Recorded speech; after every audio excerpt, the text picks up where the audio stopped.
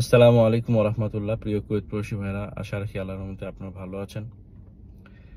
আপনারা জানেন যে গতকাল রাত থেকে বাংলাদেশের সাথে কারো যোগাযোগ নেই, ঠিক আছে?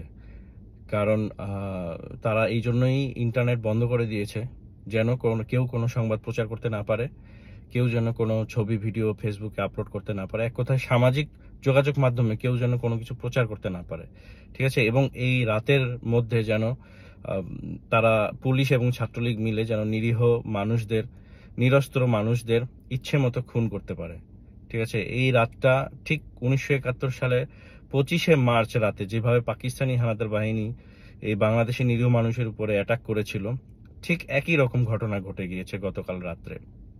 আমি আপনাদের কিছু ভিডিও দেখাতে চাই যেগুলো আমি আমার হাতে পেয়েছি।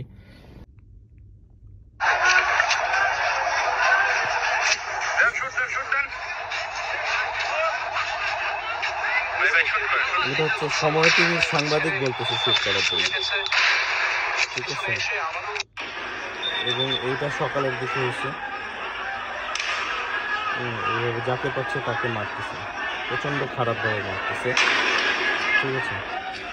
এই ভিডিওগুলো আমার ফেসবুক টাইমলাইনে পাওয়া যাবে না আপনারা। আর এইটা রাত্রেবেলা হয়েছে। হ্যাঁ,